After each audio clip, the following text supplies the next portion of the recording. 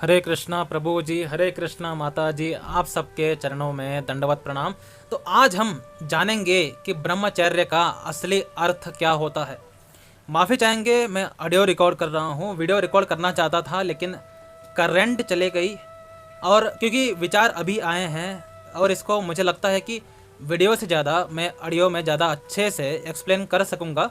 हालांकि स्क्रीन पर ज़्यादा हलचल नहीं होगी, इसलिए आप अपने मोबाइल को साइड में रख दीजिए, लेट जाइए, ईयरफोन पहन सकते हैं और अच्छे से सुनने की कोशिश करिए।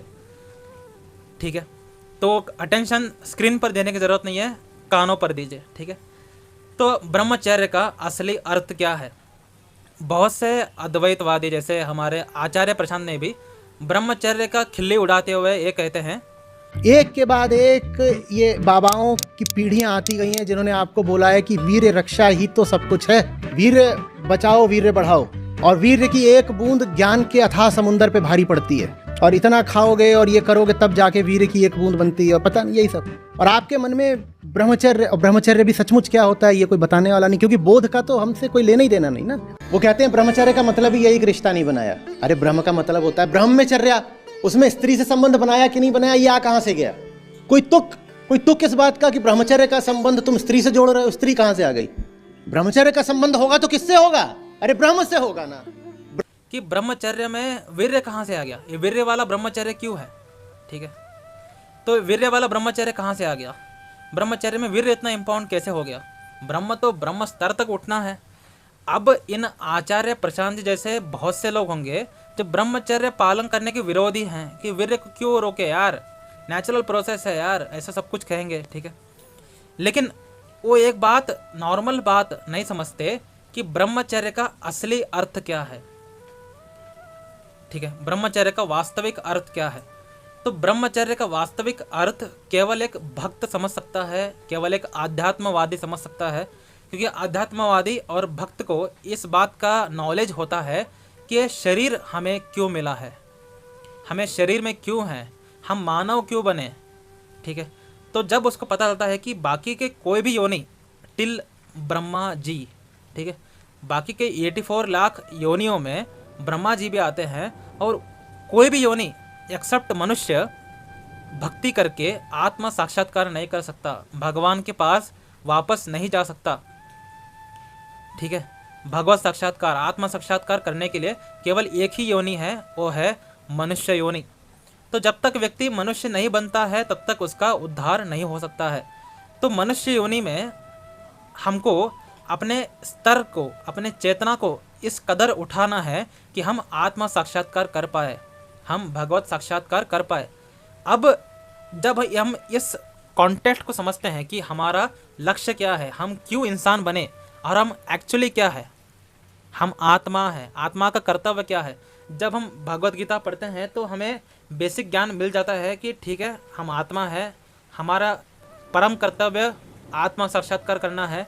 अब आत्म साक्षात्कार करना जब इसके मन में फिक्स हो गया, ठीक है, अब मुझे आत्म साक्षात्कार करना है, तब हम जब एक गुरु के पास जाते हैं या शास्त्र के पास जाते हैं, तो शास्त्र को समझने के लिए, गुरु की वाणी को समझने के लिए गुरु कुछ तपस्याएं हमें देते हैं कि तुम ये तपस्या करके आओ, तब जा करके हम तुम्हें ज्ञान देंगे। अब एक गुरु, ये शास्त्र क्या है, मूर्ख है हमें तपस्या देने के लिए? नहीं, क्योंकि इंसान बनने से पहले हम हर एक योनि में 4 काम किए हैं। एक, जन्म लिए हैं, एक बड़े हुए खाना खाया, हगा मुता, तीसरा हमने दबा के कामुक कार्य किया, दबा के हमने बच्चे पैदा किए, उसके बाद हम मर गए। यानी हर एक योनि में हमने 4 कार्य पक्का किया है। एक, जन्म लेना, खाना पीना, हगना मुतना, दबा के कामुक कार्य करना और मर जाना। क्योंकि हम हर बार यही करते आ रहे हैं, तो इंसान बनने पर भी हम यही कर रहे होते हैं। जब तक व्यक्ति आत्मा साक्षात्कार, ब्रह्मचर्य इस फील्ड में आता नहीं है, वो क्या कर रहा है, वो यही 4 कार्य कर रहा है। ठीक है, तो जब एक गुरु, ये शास्त्र देखते हैं कि ये अभी तक एक एनिमल की तरह ही जी रहा है, हालांकि इसके 2 पैर हैं, हालांकि इसके पास इतना बुद्धि आ चुका है कि पैसा ज़रूरी है, ठीक है, ये सब वो कार्य कर रहा है, घर सब कंस्ट्रक्ट कर रहा है, बहुत कुछ कर रहा है, लेकिन ये 4 कार्य मेनली जो हर एक योनि में करते आया था वही कार्य कर रहा है। तो उसको एनिमल की चेतना से ऊपर उठाना बहुत ज़रूरी है। और क्योंकि हम हमेशा एन्जॉयमेंट ही करते आ रहे हैं हर एक योनि में, तो हमको रोका जाता है एन्जॉय करने से, ताकि हम जो एक्चुअल आनंद है उसको प्राप्त करने के लिए हमारे अंदर इच्छा जागृत हो।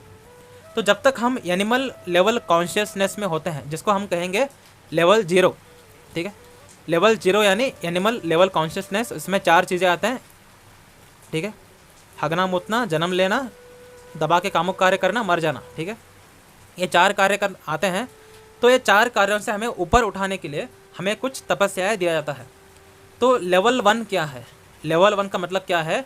अपने इंद्रियों को नियंत्रण में लेके आना। यानी आपके आंखें एंजॉय करना चाहती हैं, आपके कान एंजॉय करना चाहते हैं, आपके ज़बान एंजॉय करना चाहती है, आपकी चमड़ी एंजॉय करना चाहती है, ठीक है, आपका नाक एंजॉय करना चाहता है। तो हमें इस एंजॉयमेंट के टेंडेंसी से खुद को बाहर लेके आना है, ताकि हम उस चेतना के आत्मा साक्षात्कार के दिशा में आगे बढ़ सके। तो अपने इंद्रियों को नियंत्रण में लाने के लिए हमें ब्रह्मचर्य पालन करने के लिए कहा जाता है। अब इंद्रियों के लेवल का ब्रह्मचर्य में 5 कार्य आते हैं। एक, अपने आँखों से एंजॉयमेंट मत करो, तपस्या करो।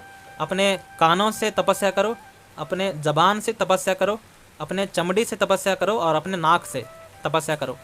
यानी इंद्रियों के लेवल के ब्रह्मचर्य में केवल वीर्य को रोकना नहीं है, वीर्य को रोकना एक चमड़ी का तपस्या है, ठीक है। कामुक कार्य नहीं करना, किसी लड़की से हस्त में तो नहीं करना, ये सब चमड़ी का तपस्या है। यानी अगर कोई देखे कि वीर्य रोकना उसके लिए बहुत बड़ा लक्ष्य है, कि वीर्य रोकना इतना मुश्किल है यार, ऐसा लग रहा है, तो लेवल 1 में जो 5 तपस्याएं हैं उसमें एक तपस्या नहीं कर पा रहा।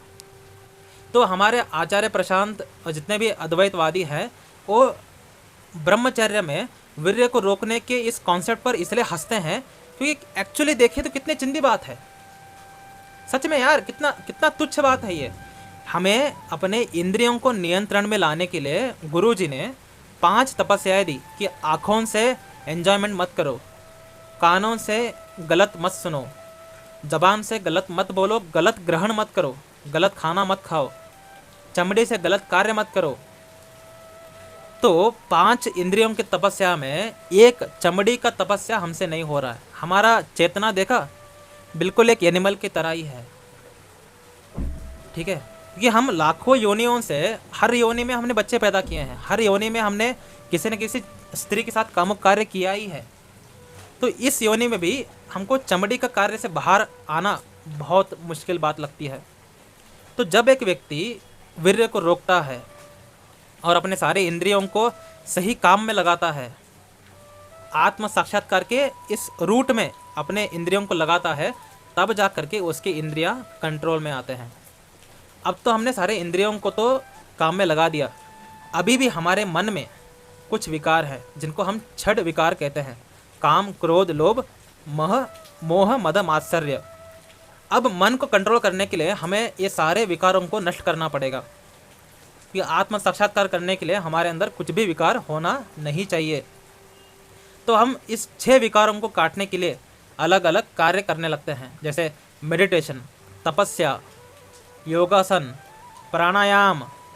समझ रहे हो ब्रह्मचर्य में ये सब कार्य कैसे होते हैं, ये सब कार्य क्यों आ रहे हैं, कि आत्म साक्षात्कार के इस रूट में हमें हर एक चीज़ों को अनलॉक करते हुए जाना है। तो हमने इंद्रियों से अनलॉक किया, गलत जानकारी को, गलत चीज़ों को अपने अंदर आने नहीं दिया, ठीक है, हमने ब्लॉक लगा दिया। यानी वीर्य को रोकना एक तरीके से ब्लॉकेज है। आँखों से स्त्री को ना देखना, आँखों से कामुक कार्य को ना देखना ब्लॉकेज है। तो हमने बाहर से जो गंदगी हमारे अंदर आ रही थी, ब्रह्मचर्य इंद्रियों के लेवल पे, जिसको हम लेवल 1 कहते हैं, वो करके हमने ब्लॉक लगा दिया। अब हमने बाहर से कोई कचरा हमारे अंदर नहीं आ रहा है, लेकिन हमारे अंदर जो लाखों जन्मों से, करोड़ों जन्मों से, जो लाखों बार हमने गलतियाँ करके जो हमारे अंदर कचरा भरा हुआ है, उसको भी तो बाहर निकालना है। इसको कहते हैं लेवल 2, यानी मन को अनलॉक करने का ब्रह्मचर्य।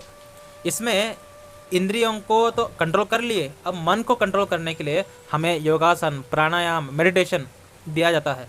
भगवान का नाम जप हमें इस फील्ड में हेल्प करता है, मन के अंदर के विकारों को जलाने के लिए।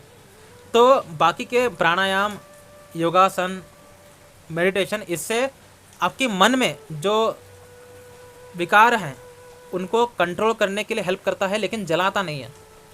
अंदर जो हमारे विकार हैं, काम, क्रोध, लोभ, मद, मोह, मद, मात्सर्य, ये कंट्रोल में आ गए। ये अब आपकी इशारे से नाच रहे हैं। लेकिन अगर आप इनको टोटली भस्म करना चाहते हैं, टोटली जला के राख कर देना चाहते हैं, तो आपको भगवान का नाम जपा करना चाहिए।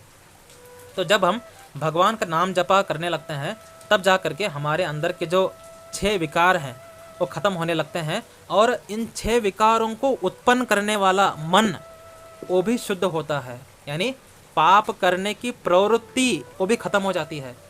ठीक है, तो जब हमारा मन शुद्ध हो गया, हमने बस मन को अनलॉक नहीं किया, शुद्ध ही कर दिया भक्ति से।